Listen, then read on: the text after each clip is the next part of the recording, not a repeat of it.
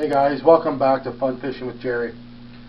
Knowing that I have like 44 days left till I can start fishing, I'm going to sit here and show you some hooks I'll probably be using this year, some of my favorite hooks, and what I use, my techniques, how I do it. I'm not like some professional, and I have my own ways, and they work great for me. So let's get started to the ones I probably won't use as much, or not at all, because if I don't get to deep enough water, etc.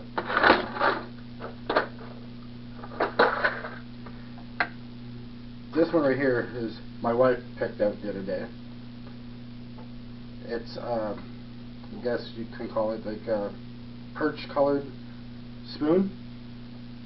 I'd throw something like this with a minimal 20-pound braid to 35-40 pound braid in deeper water, with a leader of course, because this is more of a pike walleye. Guess you can catch some smallmouth or largemouth bass on this, but I believe this is more for like a bigger fish like pike walleye. And how I'd do is I'd cast it out, let it sink a bit, and do a slower retrieve with it to a medium retrieve, and stopping every so often, just let it drop back down and pop my tip up to jerk it up a bit and start reeling again. Spoons are pretty good. I'm not a big fan of spoons, but they're pretty good.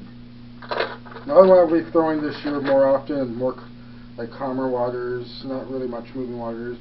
I'll have to get new treble hooks for it, is my jerkbait. I haven't used my jerkbait for a very long time, but I used to use it a lot.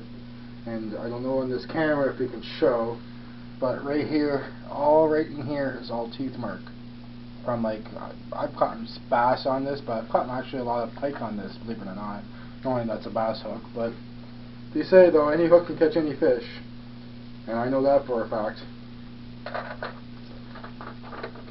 Now moving on to my other couple I'll be using.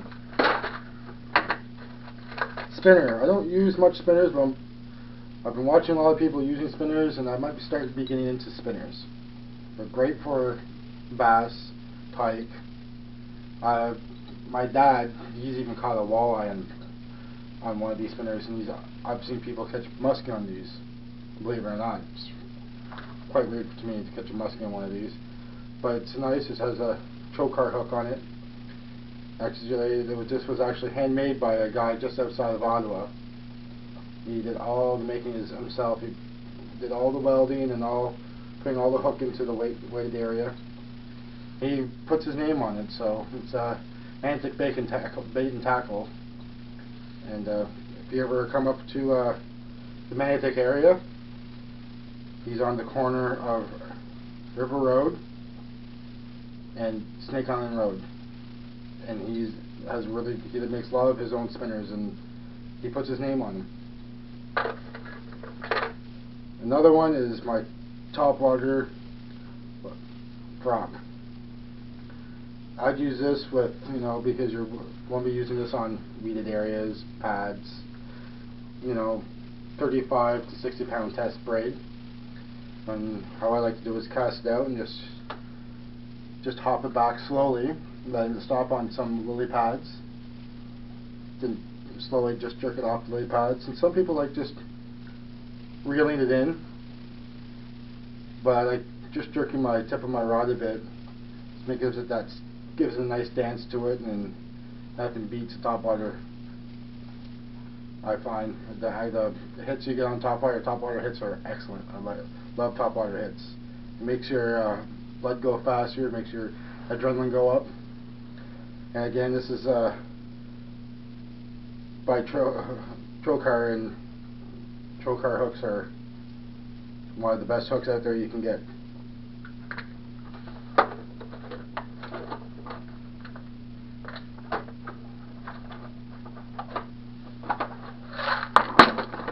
Now we're going to my favorite baits of all time, and I use these quite often. I actually have to get quite a few different hooks for them, because they're all bending.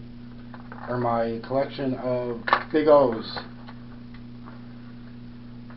I love my Big O's. I find they're one of the best crankbaits out there, in my opinion. I know there's a lot of great crankbaits out there, but for some reason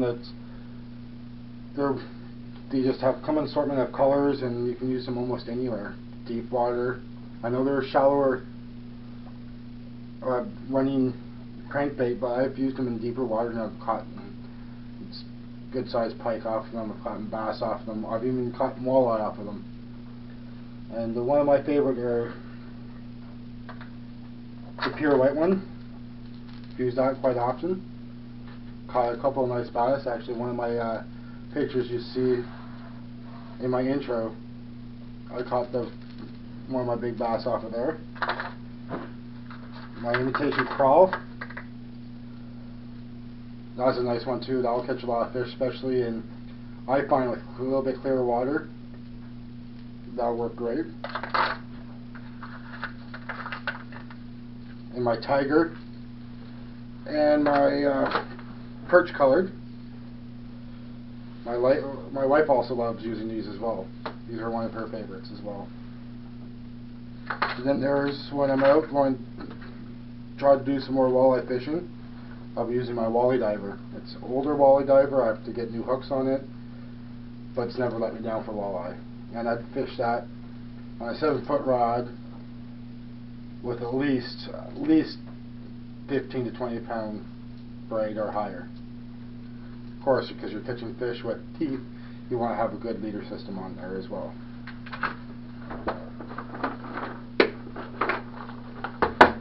And most of you have already seen these, and the newer ones, if you haven't seen this is from my first mystery tackle box. There's a lot of hooks in here I haven't used yet, so I don't know how my techniques are going to be on it.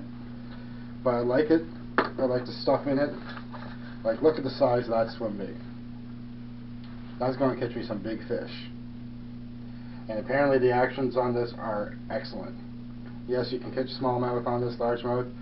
I've been told pike, or you can use these. People even use these for muskie. So this summer I'll be definitely trying to use this somewhere. I got sunfish, choker hooks on it. I've never used this, so I've heard it's pretty much the same technique would use a topwater frog. And I'm very excited to try to use this year. I got my little rattler here. This is what I'm going to give away. End of April. I'm giving the end of April. See if I get more subscribers and somebody to, draw me or create me a nice picture I can use as my logo. So anybody out there who subscribes, likes, comment down below that you're going to do it, and I'll put my email in the description so you can email it to me. Now we're going to soft plastics. I don't use too much soft plastics, but I'm really going to try to get into it this year. Really trying. I'm going to start buying some proper weights for them. I know a lot of these I have here. You can do it weightless as well. Like these tubes I have here. I'm a big Texas rig guy when it comes to plastics, with the soft plastics to make it nice and weedless. But I know you can also use a lot of these weightless, so I don't even have to put a weight on. But I think for weightless, though, you want a little bit weedy, a little bit calmer area, so that not really rapidy or too choppy, so your line doesn't float away from your spot you're casting to. And these, I never really use these. My wife's tried some of these, but they're called Yumphibians. They're from the company Yum. It's scent infused plastic, and I use Texas rig or Texas rig this. I'd use it weightless because it's small and probably be able to get down easier, or with a 1/4 ounce jig weight, just to be able to punch it through some of the weeds and all that. Or you can release, again, with even weightless or weighted, throw it out and just slowly retrieve it back. So I'm excited for this year. I'm going to go to more places I haven't really been to in the city here to go fishing. And because he's my stepson and all that, he actually gave me my first art for my walls. You can check him out on his gaming channel at Brennan613. So give him a look over there. And I've done some changes in my little office dungeon. My wife calls it the dungeon. And got my flag there. Got my rods over there. My wife put her mitt on the thing like that. Got where I'm going to put my MTP Bro boxes, and where my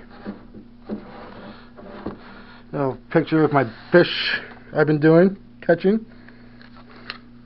Some nice ones there.